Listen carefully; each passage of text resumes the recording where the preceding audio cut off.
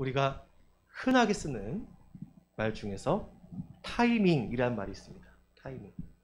타이밍의 의미가 뭐죠? 정확한 때라는 의미예요. 정확한 때. 운동 경기에도 타이밍이 있습니다. 이 타이밍을 뺏는 게 정말 중요합니다. 특히 농구할 때 보면 이 슛을 쏠 때 정확한 타이밍이 있습니다. 딱 올라와서 손을 떼는 그 순간이 정확하게 있습니다. 이것을 맞추지 못하면 어떻게 될까요? 공이 빗나가게 되어집니다. 슛을 쏠 타이밍이 있는 것처럼 체조하는 것도 보면 체조할 때 점프와 이 몸을 비틀어 돌아야 하는 그런 타이밍이 있습니다. 또 여러분 태권도 해보셨나요? 태권도 할 때도 보면 격파할 때 보면은 어때요? 정확한 타이밍이 있습니다. 이게 정확하게 그 순간에 딱 맞춰야지만 이게 송판이 부러지게 되죠. 마찬가지로 우리들의 삶에서도 정확한 타이밍이 중요합니다. 사람들이 투자할 때도 마찬가지죠. 투자할 때 가장 어려운 게 뭡니까? 언제 투자에 들어가서 언제 나오느냐. 이 타이밍을 맞추는 게 정말 어렵죠. 전문가도 맞추기 힘든 게 이 타이밍입니다. 그래서 많은 사람들이 이 타이밍을 감각이라고 합니다. 어떤 논리적인 게 아니라 그 감각적으로 그 때를 안다라고 이야기합니다. 하지만 아무리 그런 감각이 좋은 사람이라도 이 타이밍을 놓칠 때가 있습니다. 왜냐하면 우리의 감각이 무뎌지기도 하고 어느 순간 오류가 날 수 있기 때문에 그렇습니다. 슬럼프가 찾아와 그 타이밍을 잃어버리면 사람들이 어때요? 막 혼돈 속에 빠지죠. 예전에 제가 들었던 것 중에 하나가 정말 이 천재적인 성악가이셨던 분이 있었어요. 근데 그분이 어느 날 갑자기 노래를 못하는 거예요. 이분은 천재적이어가지고 자기의 감각으로 이렇게 성악을 했는데 어느 순간 그 감각을 잃어버린 거예요. 그래서 그 감각을 찾는데 1년이 넘게 걸렸다고 합니다. 여러분, 우리가 그렇습니다. 우리는 이 정확한 때를 아는 게 정말 어렵죠. 우리가 지금까지 본 에스라서의 내용을 보면 하나님께서 이스라엘 백성을 성전을 건축하도록 규환시키시고 그래서 그들이 기쁨으로 돌아와서 이 성전 건축을 하다가 어떻게 됐습니까? 주변 민족들과 여러 사람들 방해를 받아서 성전 건축이 중단되게 되고 이 중단되었던 세월 동안에 다시 하나님의 말씀이 선지자들을 통하여 임하게 되어지자 그들이 그 말씀을 듣고 다시 일어나 성전 건축을 시작하게 되어질 때 하나님께서 이 문제를 풀어가시게 되어지는 하나님의 명령에 그들을 순종했을 때 그들의 막혔던 문제들이 풀어지는 것을 우리가 같이 보았습니다. 어떻게 풀어졌죠? 그들이 고발하게 되어지니까 아니다. 우리는 고레스 왕의 조서를 통하여 이것을 하게 된 것이다. 확인해봐라. 진짜 조서가 나오게 되어지고 다리오 왕이 성전 건축을 허락하게 되어집니다. 오늘 나오고 있는 이 오늘 본문의 내용, 이 7장의 내용을 보면은 이렇게 성전 건축이 진행되어지는 와중에 하나님께서 이스라엘 백성들에게 베푸시는 놀라운 타이밍을 보게 되어집니다. 우리가 오늘 읽지 않았지만 7장 1에서 10절까지 보면 다리오의 칙령으로 성전 건축이 진행되고 있는 가운데 아닥사스다 왕이 왕위에 오르면서 에스라를 예루살렘으로 보내게 됩니다. 그러면은 이 에스라서를 쓴 이 에스라죠. 이 에스라는 어떤 사람입니까? 그 7장 5절 말씀 7장 5절 말씀을 보면 이렇게 되어져 있습니다. 대제사장 아론의 몇 대 손? 16대 손이고 또한 6절을 보면 모세의 율법에 익숙한 학자다 이렇게 되어져 있습니다. 그러니까 에스라는 어떤 사람입니까? 첫 번째 대제사장 가문의 사람이에요. 제사장 가문 사람이고 두 번째 어떤 사람입니까? 이 사람은 율법에 능한 학자다. 레위인으로서 제사를 집행할 수 있고 또한 율법을 잘 알아서 사람들을 잘 가르칠 수 있는 사람이었습니다. 그리고 모든 것을 말씀 안에서 잘 이끌어갈 수 있는 사람이었습니다. 이 사람이 왕에게 도움을 요청한 것처럼 보여집니다. 6절 말씀을 보면 그의 하나님 여호와의 도우심을 입음으로 왕에게 구하는 것은 다 받은 자이더니, 그러니까 지금 에스라가 이스라엘로 귀향할 수 있는 것은 무엇이냐 하면 에스라가 아닥사스다 왕에게 뭘 한 거예요? 요청을 했습니다. 무엇을 요청했죠? 무엇을 요청했습니까? 제가 돌아가서 성전 건축을 하겠습니다. 왕이요, 제가 돌아갈 수 있도록 허락해 주시고 또한 할 수 있도록 저를 좀 도와주십시오 라고 이 에스라가 요청한 것으로 보여집니다. 그리고 11절부터 나오는 그 왕의 조서의 내용이 7장에 나오고 있습니다. 그러면 11절부터 26절까지 아닥사스다 왕의 조서가 나오는데, 이 조서는 어떤 내용이냐면 왕과 왕의 자문관들이 주는 은과 금, 또한 바벨론 지역에서 나오는 은과 금을 가지고 그가 성전에 돌아가 이 성전 건축을 진행할 수 있도록 합니다. 그걸 가지고 성전 건축을 하고 남는 거 가지고 뭐 하라? 나머지 제사에 지낼 재물을 네가 구비하라. 이렇게 이야기합니다. 또한 필요한 것이 있으면 어떻게 하라? 왕에게 또 구하고, 필요한 게 있으면 허락받지도 않고도 일정량은 마음대로 그 주변에서 끌어와서 쓸 수 있도록, 그 주변에 있는 곳간에서 가져와 일정량은 네 마음대로 해라. 이러한 허락도 받게 되어지고요. 조공, 관세, 통행세, 세금도 다 면제받습니다. 그리고 성전 건축하는 것을 그 누구도 방해받지 못하도록 조서를 받습니다. 역사학자들이 이 페르시아를 연구할 때, 메데바사 왕국이죠, 연구할 때 이러한 칙령은 이 에스라 말고는 아무도 없다고 합니다. 이런 조건의 칙령을 받는 사람이 아무도 없었다고 합니다. 누구도 상상할 수 없는 조건으로 이 에스라는 예루살렘으로 돌아가게 됩니다. 여러분, 하나님께서 하시는 일은 정확한 때가 있습니다. 방해를 받아 아무것도 하지 못하고 절망에 빠져있던 이스라엘 백성들에게 하나님의 말씀이 임하고 그들이 회개하여 결단하여 성전 건축을 시작하자 놀라운 일이 벌어지기 시작하죠. 성전 건축을 재개했다고 문제가 사라집니까? 문제가 사라지지 않았어요. 성전 건축을 재개했지만 다시 주변 민족이 찾아오고 주변에서 태클을 걸기 시작합니다. 너희가 이것을 왜 짓느냐? 그런데 하나님께서는 그 문제 가운데에서도 차근차근 해결해 나가십니다.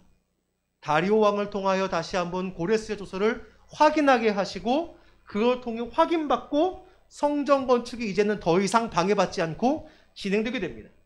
또한 오늘 본문에 나오는 에스라가 아닥사스다 왕의 조서를 받아서 귀환함을 통하여 왕의 지원이 이스라엘 가운데에 어떻게 임하는지 정확한 수치를 또한 보여주고 있습니다. 성전 건축을 하는 데 있어서 모든 것이 완벽하게 이제 지원을 받고 또 모든 방해가 이제 다 제거되어졌습니다. 하나님은 왜 하필이면 이때 에스라를 통하여 이런 일을 하시고 에스라를 보내실까요? 왜 하필이면 이때일까요? 먼저 에스라는 왕의 신뢰를 받는 사람이었습니다. 아닥사스다 왕의 신뢰를 받는 사람이었습니다. 여러분, 성전 건축이 재개되었다고 무조건 성전 건축을 할 수 있나요? 우리가 지금까지 보았지만 성전 건축을 시작할 때 이스라엘 백성들의 상황이 어땠습니까? 자기 먹을 것도 없는 상황이었어요. 하루 종일 열심히 일해도 자기 가족을 먹여 살릴 수 없는 그러한 궁핍함 가운데 있었습니다. 이런 궁핍함 가운데 있는 사람들이 성전 건축을 한다면 여러분, 일은 하지만 그 재료라든지 이런 것을 잘 구할 수 있었을까요? 힘듭니다. 어려워요. 왜 어렵죠? 돈이 없어서 그렇습니다. 그러나 성전 건축이 재개되면서 왕의 지원이 조금씩 나오기 시작하고, 또한 이때 에스라가 등장합니다. 그가 왕에게 간구하여서 성전 건축을 할 수 있는 재정을 얻게 되어집니다. 하나님의 일이 시작될 때 이것이 막히지 않도록 하나님께서 탄력을 받게 하셨습니다. 누굴 통하여? 이 에스라를 통하여. 만약에 성전 건축이 재개되는 이때가 아니라 맨 처음부터 이런 지원을 받았다면 어떻게 됐을까요? 여러분, 우리 다시 한번 성전 건축 맨 처음으로 돌아가 봅시다. 성전 건축을 맨 처음 시작했을 때 뭐가 찾아왔습니까? 주변 민족의 방해가 찾아왔습니다. 우리가 같이 하겠다. 아니다. 이것은 하나님께서 우리에게 명하신 일이다. 그랬더니 그들이 시기와 질투와 또한 모함으로 이스라엘 백성들이 성전 건축하는 것을 완벽하게 방해해버리고 말았습니다. 여러분, 처음부터 이런 지원이 이루어졌었다면 그 재물은 와지고 그 재물은 어느 순간에 성전 건축이 중단되어지면서 다 사라지고 없어졌을지도 모릅니다. 하나님은 성전 건축이 재개되어지면서 탄력을 받기 시작할 때에 이 재물을 주셔서 이 주어진 재정과 함께 이 성전 건축이 원활하게 진행되어지도록 이때 에스라를 통하여 이 일을 하셨습니다.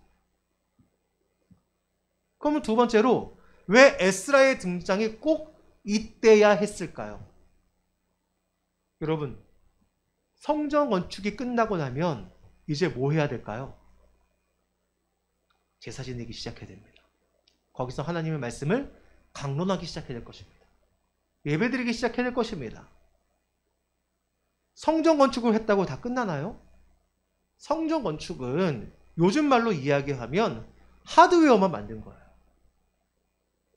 성전이라는 이 하드웨어 속에서 하나님께 제사 지내고 말씀을 강론하고 또한 예배하는 이 소프트웨어가 빠져버린다면, 여러분, 비싼 컴퓨터 갖다 놨지만 그 컴퓨터를 쓸 수 없는 거와 마찬가지입니다.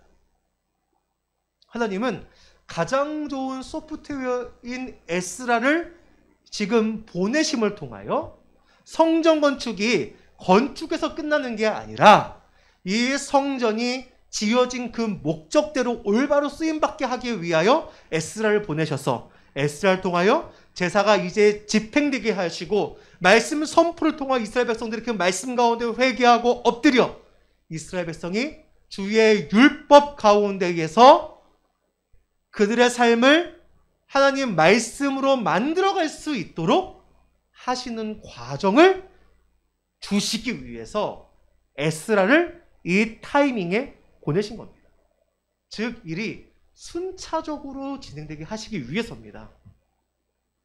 성전 건축에서 끝나는 게 아니라 이스라엘 백성이 이제는 하나님을 그들의 그 조상들과 같이 자기가 뜻대로 자기 소견에 오른 대로 하나님을 섬기는 게 아닌 하나님의 율법이 명하신 그대로 하나님께서 정하신 대로 하나님께서 원하시는 대로 하나님을 섬기며 엇나가지 않고 성전 건축이 끝나는 그 시작부터 하나님의 율례를 바로 세워나갈 수 있도록 에스라를 이 타이밍에 보내시는 겁니다. 여러분, 우리는 되게 우리의 때를 구합니다.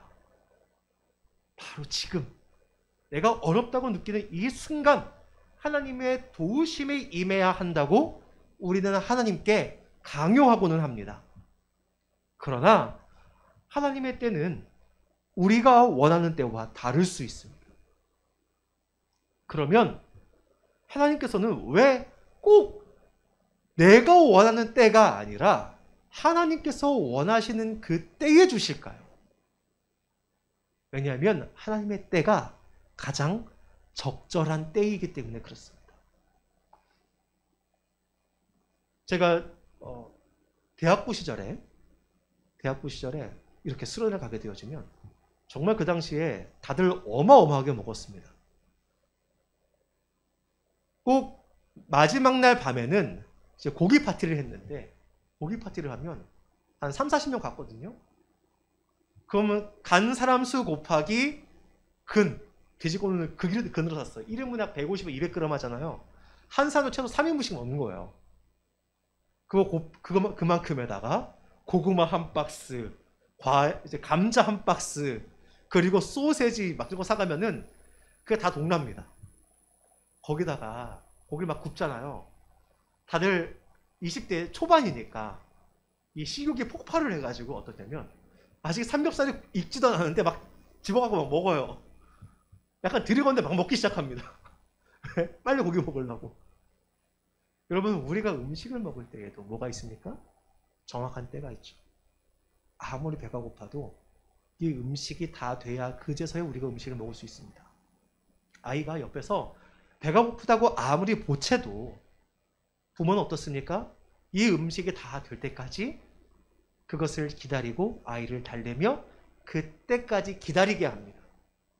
이와 마찬가지로 하나님께서는 하나님의 때의 일을 이루십니다. 하나님께서 가장 정확한 때를 알기 때문에 그러하십니다. 내가 원하는 때가 좋은 타이밍이 아니라 하나님의 때가 가장 적절하고 가장 좋은 타이밍이기 때문에 그러합니다. 그래서 하나님께서는 우리에게 요구하시는 것이 있는데 바로 인내를 요구하십니다. 야고보서 1장 3에서 5절 말씀은 우리에게 이렇게 말씀하십니다. 이는 너희 믿음의 시련이 인내를 만들어 내는 줄 너희가 알미라. 인내를 온전히 이루라. 이는 너희로 온전하고 구비하여 조금도 부족함이 없게 하려 함이니라. 너희 중에 누구든지 지혜가 부족하거든 모든 사람에게 후히 주시고 꾸짖지 아니하시는 하나님께 구하라. 그리하면 주시리라. 라고 말합니다. 우리가 하나님의 때를 기다리며 인내하는 시간, 이것을 야고보서 말씀은 어떻게 표현하고 있죠? 이게 너희의 믿음의 시련이다 라고 이야기합니다. 즉 우리가 하나님의 때가 이루어지기를 기다리고 있는 그 순간이 어떤 순간이라는 겁니까? 우리에게는 시련으로 다가온다는 거예요. 실제적으로. 그런데 하나님께서는 우리에게 이 시련이라는 걸 통하여 우리를 훈련시키십니다. 시련을 통하여 우리가 준비되게 하시고 우리가 성장하게 하신다. 너희가 구비되게 하신다. 야고보서 말씀은 이렇게 말씀하고 있습니다. 즉 그러면은 하나님께서 우리에게 무엇이 준비되게 하실까요? 이 믿음의 시련, 이 인내의 시간을 통하여 하나님은 우리에게 무엇을 준비하게 하실까요? 나의 능력이 준비되게 하시는 게 아닙니다. 나의 상황이 준비되게 하시는 게 아니에요. 여러분, 우리가 에스라서 지금 이렇게 보아왔지만 이스라엘 백성들이 성전 건축을 재개할 때 그들의 능력이 되는 순간이었습니까? 아니에요. 먹고 살기도 힘들 때였습니다. 그들의 능력이 준비되는 때가 아닙니다. 그러면 왕의 조서가 먼저 내려왔습니까? 아니요. 상황도 아직 준비되어지지가 않았습니다. 즉 우리가 인내하는 시간, 우리가 이 믿음의 실현의 시간은 나의 능력이 준비되고 나의 상황이 준비되는 시간이 아니라는 겁니다. 이 시간은 우리가 하나님께 순종할 준비가 되어지는 시간입니다. 우리가 이것을 견디는 것은 무엇이냐면 이 훈련을 통하여 우리가 성령의 그 음성에 순종할 수 있는 그 시간, 그 시간을 만들어가는 거예요. 어떤 순종입니까? 하나님께 내가 원하는 그 특정한 때를 강요하는 게 아니라 내가 하나님의 때에 순종할 수 있는 거예요. 하나님의 때에 하나님, 아직 아닌데요? 좀 너무 이르신데요? 이게 아니라 주님, 지금이군요. 저는 준비되지 않은 것 같지만 하나님께서 이때라 말씀하시니 제가 순종합니다. 하나님께서 이것을 요구하시는 거예요. 이것을 할 수 있도록 우리를 만들어 가시는 시간이 바로 믿음의 실현의 시기이고 이것이 바로 인내하는 시기입니다. 그러면 이 인내하는 시간은 그럼 어떤 시간이 되어질까요? 야고보서 1장 5절 말씀. 1장 5절 말씀. 우리 같이 한번 읽어볼까요? 제가 여기 앞에 띄우나는 걸 깜빡했네요. 이거 앞에 띄울 수 있네요. 잠시만. 야고보서 1장 5절 한번 찾아보시겠습니까? 야고보서 1장 5절. 야고보서 1장 5절 말씀.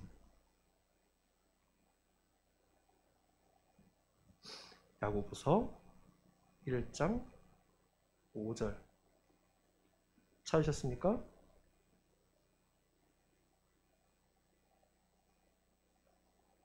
네.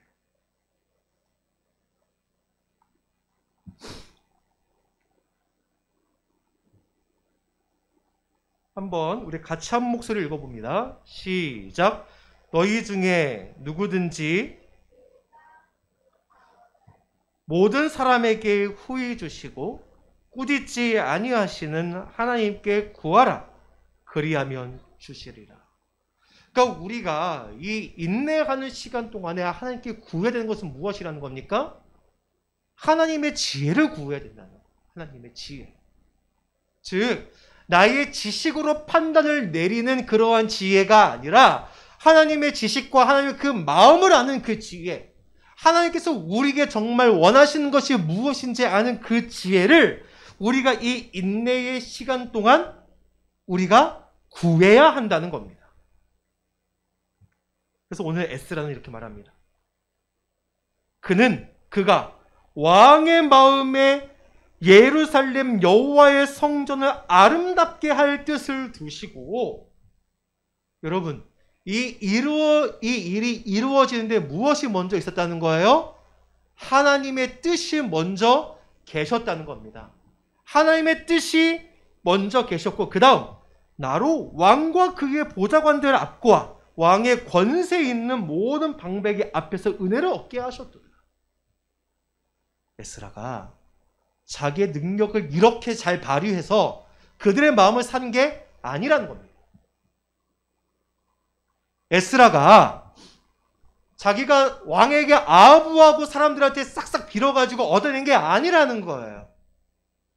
하나님께서 그동안의 이 에스라의 삶을 통하여 이 사람들의 마음을 얻을 수 있도록 하나님께서 그 마음들을 이끌어내셨고, 하나님의 은혜가 있었기 때문에 에스라가 그것을 요청할 수 있는 자리에 왔을 그때, 바로 그때 성전 건축이 재개되어지고 에스라의 요청이 왕에게 들어가서 왕이 에스라를 통하여 이러한 지원을 할 수 있도록 하나님께서 이 모든 과정을 만드시고 준비해 두셨다는 겁니다. 여러분, 지금 여러분이 원하는 그때 때문에 실망하지 마십시오. 내가 원하는 그때는 언제인지 모릅니다.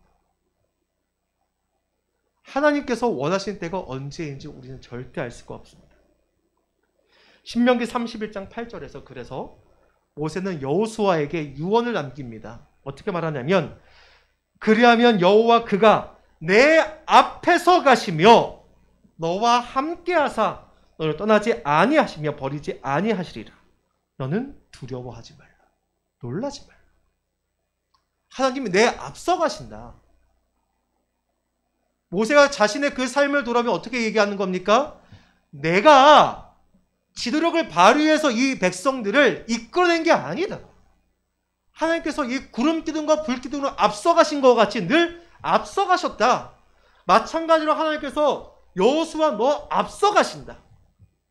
그러니까 넌 두려워하지 말고 놀라지 말고 담대히 하나님을 의지해서 나아가라라고 이야기하는 겁니다.